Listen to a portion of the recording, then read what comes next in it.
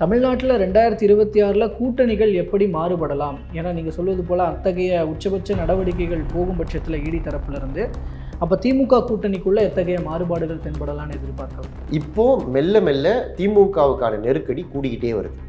முன்னாடி இருந்த திமுகவுக்கான அந்த செல்வாக்கு மெல்ல சரிய ஆரம்பிக்குது. இப்போ சமீப காலமாக நீங்கள் பார்த்தீங்கன்னா அது ஒரு ஊழல் அரசு அப்படின்ற எண்ணம் எல்லா மட்டங்கள்லையும் வெளியில் வர ஆரம்பிக்குது. இப்படி ஒரு ஊழல் அரசு கூட நம்ம இருக்கணுமா அப்படின்னு கடைசி நிமிஷத்தில் திரும்ப காங்கிரஸ் கம்யூனிஸ்டுகள்லாம் யோசிக்க ஆரம்பிக்கலாம்.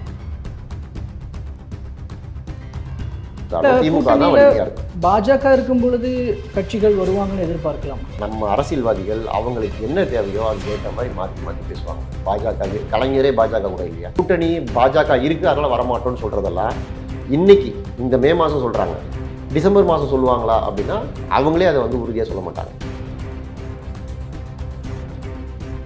தாவேகா, காங்கிரஸ், விசிகா கூட்டணி ஏன் அமையக்கூடாது அப்படின்ற ஒரு கால்குலேஷன். மூணாவது அணி அப்படின்னு ஒன்று ஃபார்ம் ஆச்சுன்னா அது ஆளும் கட்சிக்கு சாதகமாகத்தான் போய் முடியும்.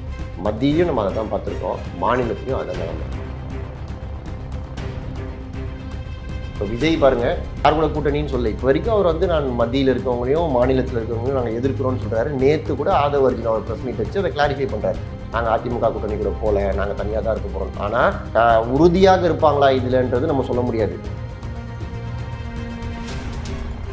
இதில் இப்போது கண்டிப்பாக அதிமுக கூட கூட்டணி அப்படின்றது தான் தாவேகாவினுடைய நகர்வாக இருக்கும் அப்படின்னு பார்க்கும் பொழுது அது அதிமுக கூட கூட்டணி வச்சாங்கன்னா அது என்டிஏக்குள்ளே வந்துடும். என்டிஏக்குள்ளே வந்துட்டால் மக்களோட பார்வை என்னவாக இருக்குன்னா என்ன பாஜக கூட கூட்டணி வச்சுட்டீங்க. ப்ரீ போல் அலையன்ஸ் முன்னாடியே கூட்டணி சேர்ந்து மக்களை போய் நாங்கள்லாம் ஒன்றா இருக்கோம், எங்களுக்கு ஓட்டு போடுங்கன்னு கேட்குறது ஒன்று. இன்னொன்று நம்மளாம் தனித்தனியாக நிற்போம், எலெக்ஷனுக்கு அப்புறம் யாருக்கு என்ன நம்பர் வருதுன்னு பார்ப்போம். ஆட்சி அமைக்கிறதுக்கு தேவையானாக்க இப்போ கர்நாடகாவில் நடக்குது பார்த்தீங்களா, போஸ்ட் போல் அலைஸ், அந்த மாதிரி நம்ம சேர்ந்துக்கலாம் அப்படின்றது ரெண்டாவது மாடல். ரெண்டாவது மாடலுக்கு விஜய் போக மாட்டாருன்னு நான் நினைக்கிறேன். ஏன்னா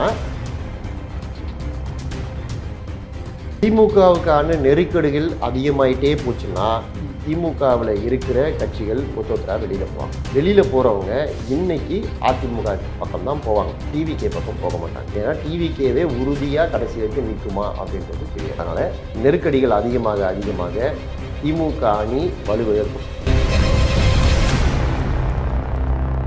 வேலை வேண்டுமா? ப்ளூ ஓஷன் இருக்கிறது. 10th 12th டிப்ளமோ டிகிரி படித்தவர்களுக்கு உணவு, தங்குமிடம், இஎஸ்ஐ, பிஎஃப், இன்சூரன்ஸ் உள்ளிட்ட சலுகைகளுடன் அனுபவத்திற்கேற்ற நல்ல சம்பளம் 15,000 முதல் 30,000 வரை. பெண்களுக்கு முன்னுரிமை. 2,000க்கும் மேற்பட்ட வேலை வாய்ப்புகள் உள்ளன. இப்போதே தொடர்பு கொள்ளுங்கள். Blue ocean.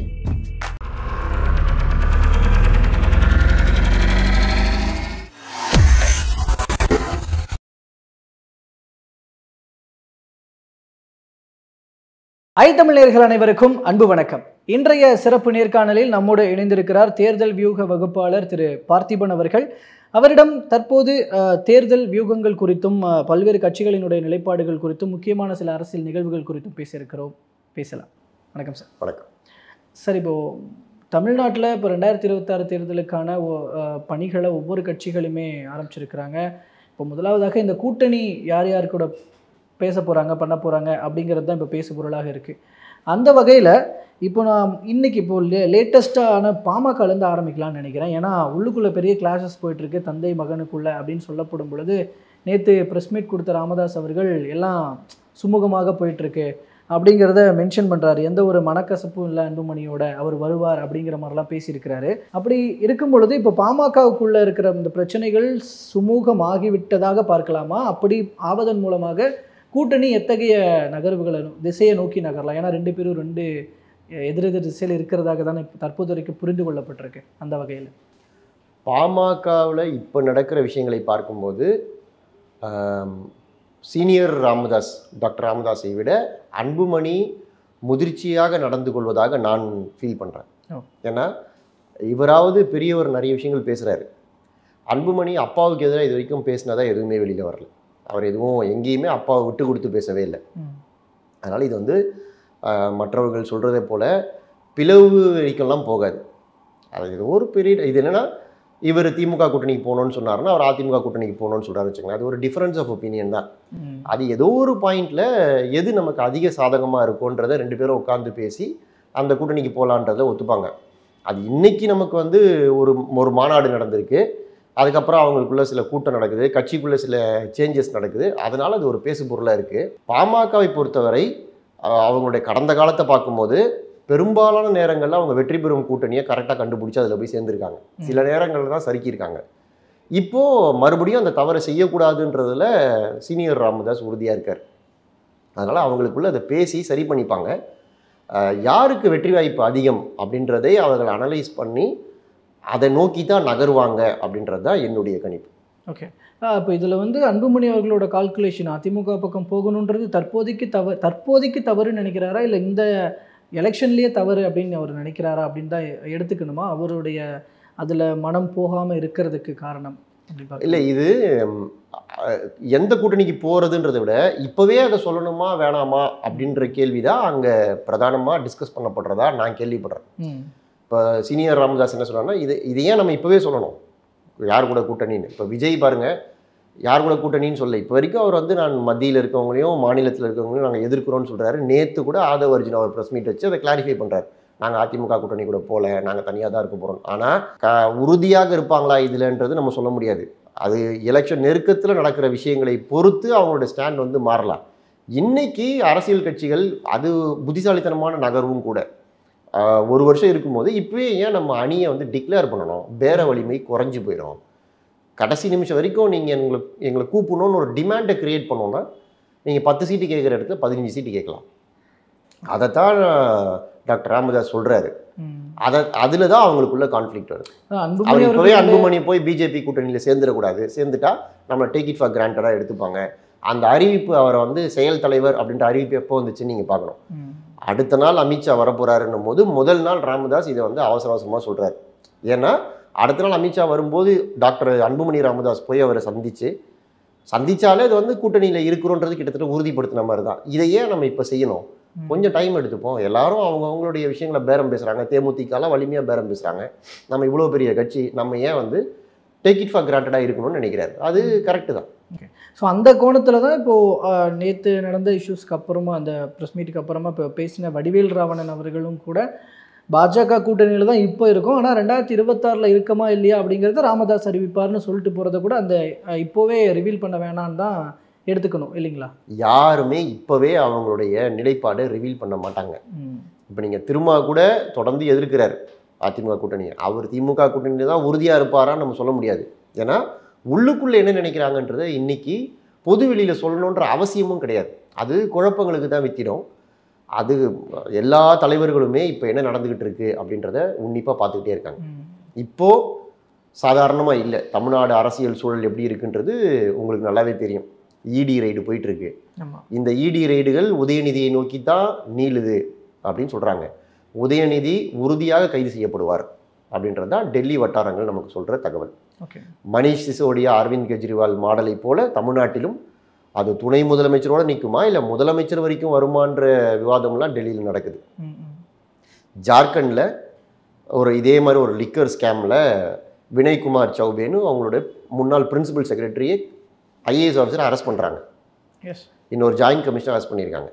அதனால் இந்த லிக்கர் ஸ்கேமுக்கு ஏற்கனவே அவர்களை அந்த மாதிரி ஒரு ஸ்கேமை ஹேண்டில் பண்ண அனுபவம் பிஜேபிக்கு இருக்குது. அதை எப்படி ஹேண்டில் பண்ணி அவங்ககிட்ட என்ன மாதிரியான விஷயங்களை முடக்கி நம்ம வந்து அரசியல் ஆதாயம் பெறுவது. இது கோர்ட்டை நிற்கலையான்றது ரெண்டாவது. அரசியலில் பொறுத்த வரைக்கும் தேர்தலுக்கு முன்னாடி போடப்படும் இது போன்ற வழக்குகள் அந்த கட்சிகளை முடக்கிறது, டிமாரலைஸ் பண்ணுறது, இந்த மாதிரியான விஷயங்களுக்கு பெரிதும் பயன்படும். அப்படி இதை வந்து அவங்க 100% பயன்படுத்துவாங்க.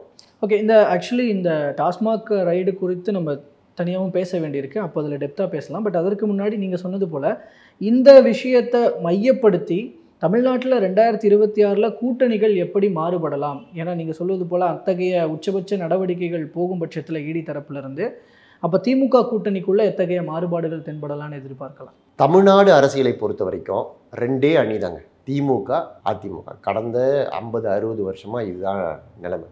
இப்போவும் அந்த நிலைமை மாறிட்டதான் நான் ஃபீல் பண்ணலை. திமுக ஆட்சி அமைக்கும், இல்லை அதிமுக ஆட்சி அமைக்கும். வேறு யாருமே ஆட்சி அமைக்கிற நிலைமையில் இன்னைக்கு இல்லை. விஜய் கட்சியினர் நாங்கள் ஆட்சி அமைச்சிருவோம்னு சொல்கிறாங்க. அது வந்து மிகைப்படுத்தப்பட்ட ஒரு கணிப்பு. நேரடியாக போய் கட்சி ஆரம்பித்த 2 வருஷத்தில் ஆட்சியில் போய் உட்கார்றதெல்லாம் யாராலையும் முடியாது. அண்ணாவாலையும் முடியல. அண்ணா எப்போ ஆரம்பித்த கட்சி, அதுக்காக கொஞ்சம் கொஞ்சமாக நகர்ந்து தான் அந்த இடத்துக்கு வந்திருக்காங்க. சீமான் வந்து கொஞ்சம் கொஞ்சமாக நகர்ந்து தான் இன்றைக்கி வந்து மாநில கட்சி அந்தஸ்தை பெற்றிருக்கார். பாமக இவ்வளோ வருஷமாக இருக்கிற கட்சி, தேமுதிக இருக்கிற கட்சி, இப்போ யாருமே வந்து ஒரே தேர்தலில் போய் அரியணையில் உட்கார்றது அப்படின்ற வரலாறு இங்கே கிடையவே கிடையாது. அதுக்கான சூழல் இங்கே இன்னும் அமையவும் இல்லை. அதுவும் விஜய் அவர்களுக்கு நன்றாகவே தெரியும். அதனால் நீங்கள் 3வது அணி அப்படின்னு ஒன்று ஃபார்ம் ஆச்சுன்னா அது ஆளும் கட்சிக்கு சாதகமாகத்தான் போய் முடியும். மத்தியிலையும் நம்ம அதை தான் பார்த்துருக்கோம், மாநிலத்திலையும் அதான் நிலைமை. மக்கள் நல கூட்டணின்னு ஒன்று ஆரம்பித்து விஜயகாந்த் என்ன சொன்னார், கிங்கா கிங் மேக்கரா அப்படின்னா, நான் வந்து கிங்காக இருக்கணும் தான் என்னுடைய தொண்டர்கள் விரும்புகிறாங்க அப்படின்னு சொன்னார். தொண்டர்கள் விருப்பம் ஒட்டுமொத்த தமிழ்நாடு மக்களுடைய அது விருப்பமாக மாறுறதா அப்படின்னா அது மாறலை. அதை நம்பி ஏற்கனவே போன கசப்பான அனுபவம் வைகோ, திருமா போன்ற தலைவர்களுக்கு இருக்குது. அதனால் விஜய் கட்சியில் என்ன நினைக்கிறாங்கன்னா, நம்ம வந்து ஒரு மாற்று அரசியல், ஒரு அணியை உருவாக்க முடியும் விஜய் தலைமையில். நம்ம வந்து திருமா நம்ம கூட வருவார், தேமுதிக வரலாம், அதுக்கப்புறம் கம்யூனிஸ்டுகள் வருவாங்க, தேவைப்பட்ட காங்கிரஸே கூட வரும். அந்த வகையில் தானே ஒரு கால்குலேஷன் பேசப்பட்டிருக்கு காங்கிரஸ் நிர்வாகிகள் கூட்டத்தில் அப்படிங்கிற தகவல் இருக்குது. காங்கிரஸ் மேலிட பொறுப்பாளர் தாவேகா, காங்கிரஸ், விசிகா கூட்டணி ஏன் அமையக்கூடாது அப்படின்ற ஒரு கால்குலேஷன். அப்போ நீங்கள் சொன்னது போல் மக்கள் நல கூட்டணி உருவான அந்த சூழலையும் தற்போது இருக்க சூழலையும் இந்த இதை மையப்படுத்தி பார்க்கும் பொழுது காங்கிரஸ், தாவேகா, விசிகானா ஒற்றுமைப்படுத்தி பார்க்க வேண்டி இருக்குது அப்படின்னு நினைக்க தோண்டுதா? ஆஸ் அ ஸ்ட்ராட்டஜிஸ்டாக நான் இந்த அரசியல் கட்சிகள் தலைவர்களோடு நேரடியாக டெய்லி கலந்து பழகிறோம். இவர்களுக்கு ஜெயிக்கணுன்றது மட்டும்தான் நோக்கம். அதனால் ஜெயிக்கிறதுக்கு ஒரு விஷயம் பயன்படும் அப்படின்னா எவ்வளவு விமர்சனம் வந்தாலும் அந்த விஷயத்தை வந்து அவங்க செய்வாங்க. இது ஜெயிக்கிறதுக்கு பயன்படாது அப்படின்னா தார்மீக ரீதியில் கூட்டணி தர்மத்துக்காக அப்படின்லாம் அமைதியாக இருக்க மாட்டாங்க. அவங்க எங்கே ஜெயிக்கிறதுக்கு எது தேவையோ அதை செய்வாங்க. அப்படி பார்த்தால் இப்போது மெல்ல மெல்ல திமுகவுக்கான நெருக்கடி கூடிக்கிட்டே வருது. முன்னாடி இருந்த திமுகவுக்கான அந்த செல்வாக்கு மெல்ல சரிய ஆரம்பிக்குது. இப்போ சமீப காலமாக நீங்கள் பார்த்தீங்கன்னா அது ஒரு ஊழல் அரசு அப்படின்ற எண்ணம் எல்லா மட்டங்கள்லையும் வெளியில் வர ஆரம்பிக்குது. இப்படி ஒரு ஊழல் அரசு கூட நம்ம இருக்கணுமா அப்படின்னு கடைசி நிமிஷத்தில் திரும்ப காங்கிரஸ், கம்யூனிஸ்டுகள்லாம் யோசிக்க ஆரம்பிக்கலாம்.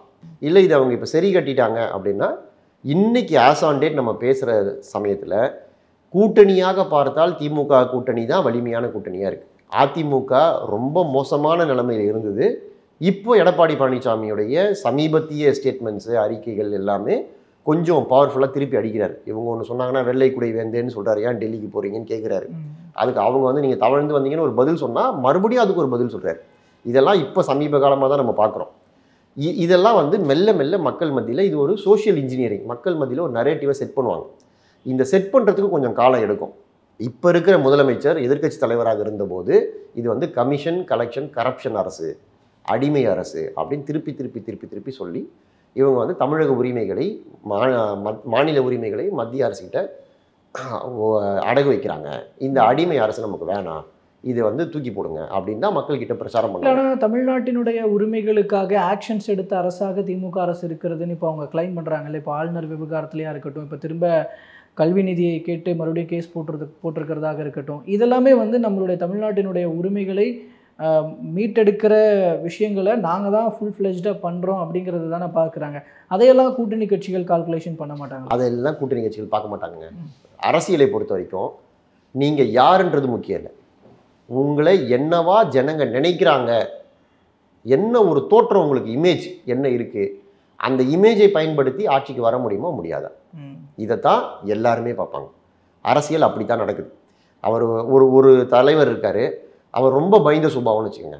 ஆனால் அவரை வந்து பெரிய வீரர் அப்படின்னு வெளியில் ஒரு இமேஜை க்ரியேட் பண்ணி வச்சாங்கன்னா மக்கள் அவரை பெரிய வீரர் அப்படின்னு தான் நினைப்பாங்க. அந்த இமேஜை எடுத்துக்கிட்டு தான் அவங்க வந்து தேர்தலுக்கு போவாங்க. நீங்கள் உள்ளுக்குள்ளே என்னவா வேணால் இருக்கும், நீங்கள் வந்து ஒரு ஊழல் பேர் வழியாக இருக்கலாம், ஆனால் இவர் வந்து மிஸ்டர் க்ளீன் அப்படின்னு ஒரு இமேஜை க்ரியேட் பண்ணி வச்சோன்னா அதை நம்பிட்டாங்க மக்கள் அப்படின்னா அதுக்காக தான் ஓட்டு போடுவாங்க. ஸோ மக்கள் இதை ஆராய்ச்சிலாம் பார்க்குறது இல்லை. இவர் உண்மையிலே க்ளீன் கவர்மெண்ட் கொடுக்குறாரா, இவர் வந்து மாநில உரிமைகளை மீட்டு எடுத்தாரா இல்லையா, இதெல்லாம் பார்க்க மாட்டாங்க. இந்த நரேட்டிவை செட் பண்ணும். இந்த நரேட்டிவ் செட் பண்ணுற வேலையை அதிமுக கூட கம்பேர் பண்ணும்போது திமுக மிகச்சிறப்பாக செய்கிறது. அது எதிர்கட்சியாக இருக்கும்போது ரொம்ப சிறப்பாக செஞ்சு தான் அவங்க ஆட்சிக்கு வந்தாங்க. ஆட்சிக்கு வந்த பிறகும் அந்த இமேஜை கட்டமைக்கிற விஷயங்களை அவங்க தொடர்ந்து செய்கிறாங்க. இந்த இடத்துல ஏடிஎம்கே தொடர்ந்து சறுக்கிக்கிட்டு தான் இருக்காங்க. இப்போ இந்த அறிக்கைகள்லாம் கூட முன்னே இருந்த மோசமான நிலைமைக்கு இப்போ பரவாயில்லன்னு தான் இருக்கே தவிர ஆட்சி பிடிக்கிறதுக்கு இது போதுமா அப்படின்னா இது போதாது. ஸ்டாலின் வந்து 2014 நமக்கு நாமேன்னு ஒரு பிரச்சார பயணம் தமிழ்நாடு முழுக்க போனார், கிட்டத்தட்ட ஒரு 5-6 மாதம். அந்த பயணத்திட்டத்தில் நானும் பணியாற்றிருக்கேன். எனக்கு அது வந்து எவ்வளோ எக்ஸ்டென்சிவ் எக்ஸசைஸ் அப்படின்னு தெரியும். கிட்டத்தட்ட 234 தொகுதியுமே, ஒரு தொகுதி கூட விட்டு போகாமல் 234 தொகுதியுமே அவர் வந்து ஃபிசிக்கலாக போகிறது. அது எதுக்கு போனால் ஒரு இமேஜை கிரியேட் பண்ணுறது. நான் வந்து இந்த விடியல் மீட்பு பயணம் முடியட்டும் விடியட்டும் அப்படின்னு போட்டு, அப்போ எல்லாருக்குமே வந்து உலகம் முழுக்க ஹோப், நம்பிக்கை, நாளைக்கு நல்லா இருக்கும் அப்படின்ற நம்பிக்கையை விதைக்கிறது தான் மக்கள்கிட்ட ஓட்டு வாங்குறதுக்கான ஒரு ஃபுல் ப்ரூஃப் சிஸ்டம். இவங்க வந்தால் நல்லாயிருக்கும் அப்படின்னு ஜனங்க நம்பினாங்கன்னா அவங்களுக்கு ஓட்டு போடுவாங்க. அந்த நம்பிக்கையை ஏடிஎம்கே இன்னும் அந்த நரேட்டிவை செட் பண்ண தடுமாறிக்கிட்டு தான் இருக்குது. அந்த நரேட்டிவ் இவங்க ஸ்ட்ராங்காக செட் பண்ணால் தான் திமுக கூட்டணியில் இருக்க கட்சிகளே கூட அங்கேருந்து கிளம்பி அடுத்து எடப்பாடி ஆட்சி அமைப்பார், அவரை நம்பி போகலான்ற நம்பிக்கை வரும். அந்த நம்பிக்கை வராத வரைக்கும் திமுக என்னதான் பண்ணாலும், எவ்வளோ ரெய்டு வந்தாலும் திமுக தான் வலிமையாக இருக்கும். பாஜக இருக்கும் பொழுது கட்சிகள் வருவாங்கன்னு எதிர்பார்க்கலாமா? அதான் அவங்களுக்கு ஏற்கனவே சொன்னதை போல தான், நம்ம அரசியல்வாதிகள் அவங்களுக்கு என்ன தேவையோ அதுக்கு ஏற்ற மாதிரி மாற்றி மாற்றி பேசுவாங்க. பாஜக கலைஞரே பாஜக கூட இல்லையா? கலைஞரை விடவா மற்றவங்கெல்லாம் வந்து பாஜகவை எதிர்த்துட போகிறாங்க சித்தாந்த ரீதியாக. இந்துன்னா திருடன் அப்படின்னு சொன்னார், நெத்தியில் என்ன ரத்தம்னு கேட்டார், ராமர் என்ன இன்ஜினியரிங் படித்தாரான்னு கேட்டார், எந்த இன்ஜினியரிங் காலேஜில் படித்தாருன்னு கேட்டார். அவர் பிஜேபி கூட கூட்டணி வச்சுக்கலையா? அவரை விடவா இவங்கெல்லாம் எதிர்த்துட்டாங்க. அதனால் கூட்டணி பாஜக இருக்குது அதனால் வரமாட்டோன்னு சொல்கிறதெல்லாம் இன்னைக்கு இந்த மே மாதம் சொல்கிறாங்க, டிசம்பர் மாதம் சொல்லுவாங்களா அப்படின்னா அவங்களே அதை வந்து உறுதியாக சொல்ல மாட்டாங்க.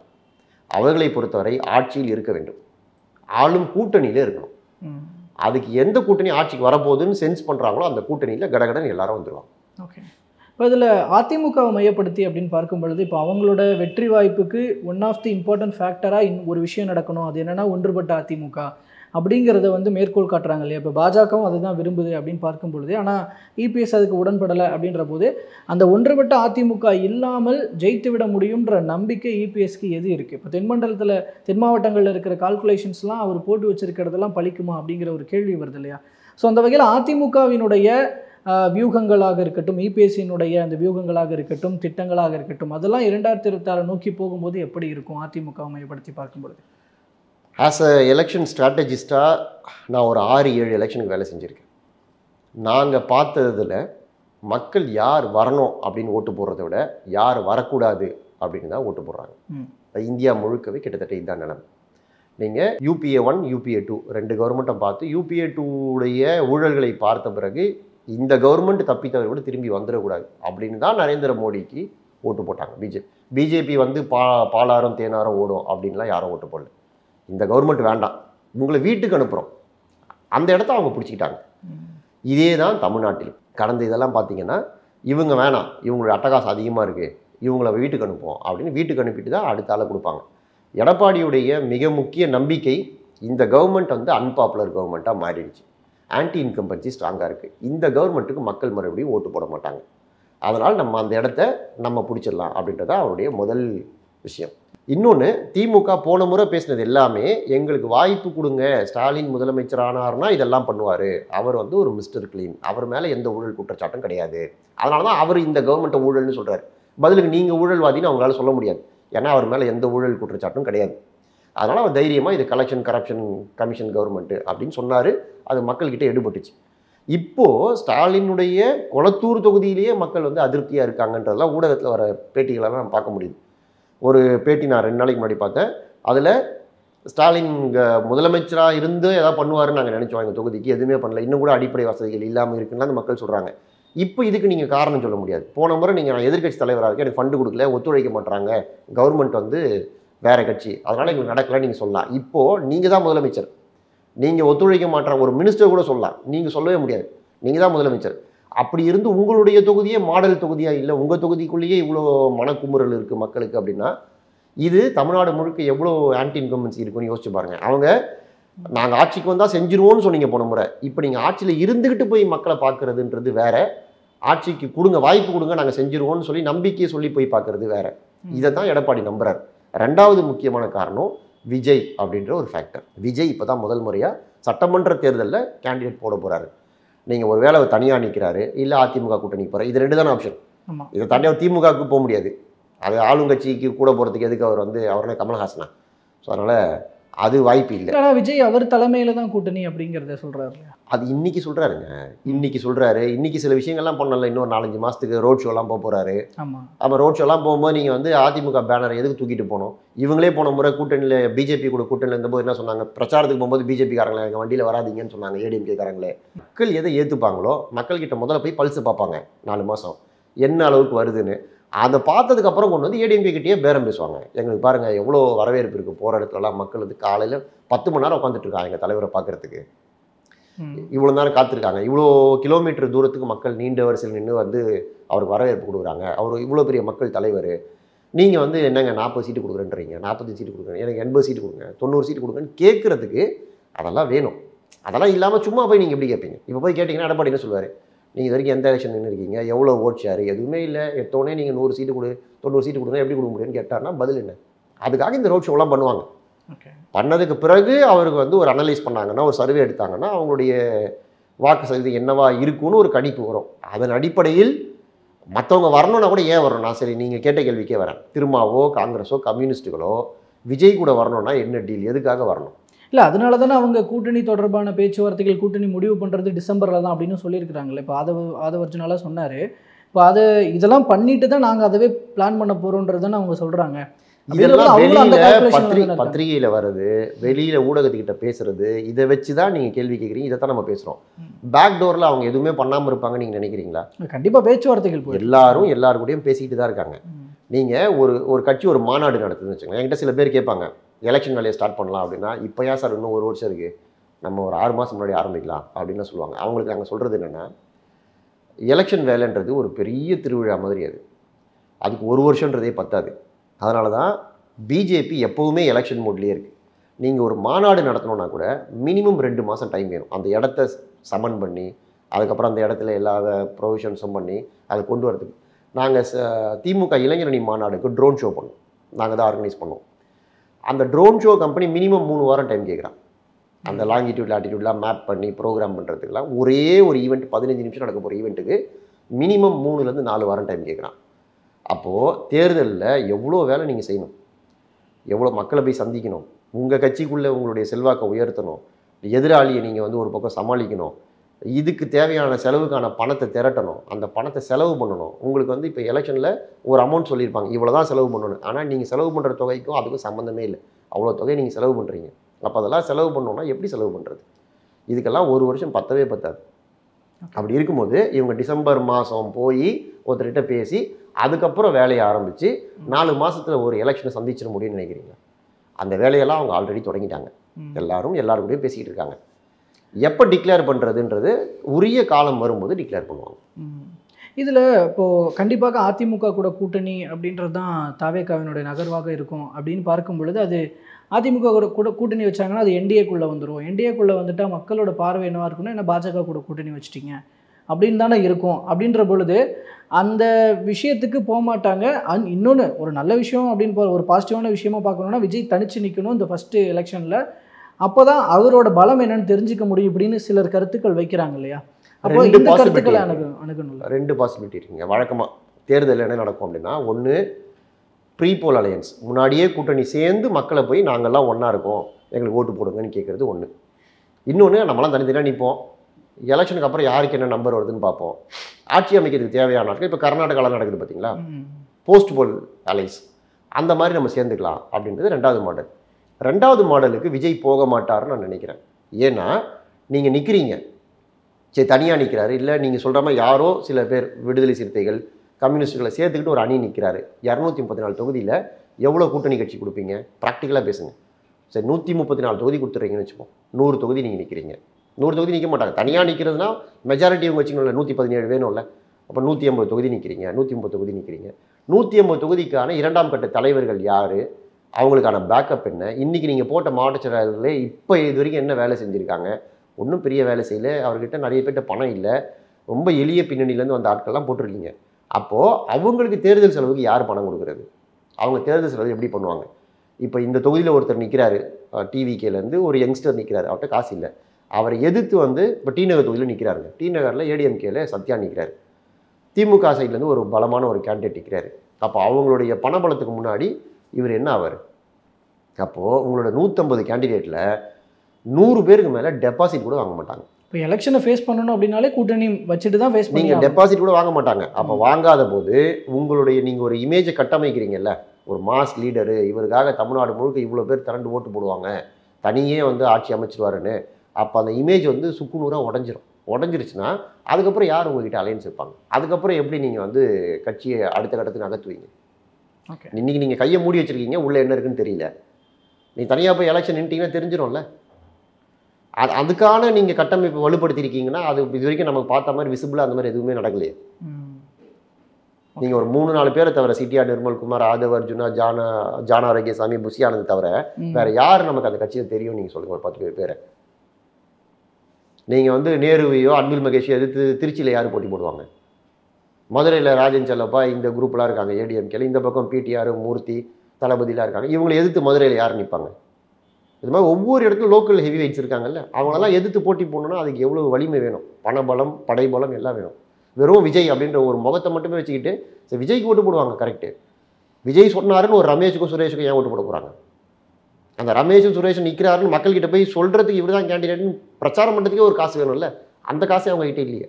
ஓகே, ஸோ அப்போ முன்னாடியே அந்த ஃபேஸ் பண்ணுறதுக்கே ஒரு பண தேவை இருக்குது, அதுக்கு முன்னாடியே கூட்டணி வச்சாகணும். அப்போ தான் அவங்க ஹெல்ப் பண்ணுவாங்க, ஒரு பெரிய கட்சி அவங்க ஹெல்ப் பண்ணுவாங்க அப்படிங்கிற ஒரு நிலை. யாராவது ஒருத்தர் சப்போர்ட் பண்ணாங்க, நீங்கள் யார் உங்களுக்கு சப்போர்ட் பண்ணுவாங்க? ஓகே, நீங்கள் ஒரு கூட்டணியில் இருக்கீங்கன்னா உங்களுக்காக கூட்டணி கட்சிகள் வந்து வேலை செய்வாங்க. எனக்கு வந்து ஒரு பிஜேபி நண்பர் வரும்போது, பிஜேபி ஏடிஎம்கே அலையன்ஸ் இருந்த எலெக்ஷனில் அவர் என்ன சொன்னார்னா, எனக்கு எங்கள் கட்சியில் கூட பெரிய சப்போர்ட் இல்லைங்க, ஏடிஎம்கே இருந்ததுனால டெய்லி காலையில் அவங்களே வருவாங்க, அவங்களே தொகுதிக்குள்ளே இங்கெங்கெல்லாம் போகணுன்னு மார்க் பண்ணி வச்சுருவாங்க, கரெக்டாக அந்த இடத்துக்கு கூப்பிட்டு போயிடுவாங்க, இன்றைக்கி வரைக்கும் முடிச்சிட்டோன்னு. இப்போ தனியாக நீங்கள் டிவிகே காரங்க விட்டிங்கன்னா அவங்களுக்கு தொகுதியே என்னன்னு தெரியாது, இந்த தெருவுக்கு பக்கத்தில் போய் ஓட்டு கட்டுன்னு இருப்பாங்க. அதுக்கப்புறம் இல்லை இந்த போன தெருவோட நம்ம தொகுதி முடிஞ்சிச்சுன்னு யாராவது சொல்லணும். உங்களுக்கு எனக்கும் தெரியுமா இந்த தொகுதி இந்த தெரு வரைக்கும் இருக்குது, இது வரைக்கும் எப்படி தெரியும்? அது எக்ஸ்பீரியன்ஸ் இருக்கிறவங்களுக்கு, அது எக்ஸ்பீரியன்ஸ் இருக்கவங்களுக்கு தான் தெரியும் எந்த தொகுதியில். இப்போ நேரம் வந்து இன்னும் டீட்டெயிலாக போகணுன்னு வச்சுக்கோங்களேன், இது வந்து ஒரு வேலை, பப்ளிக்கு இது புரியாது.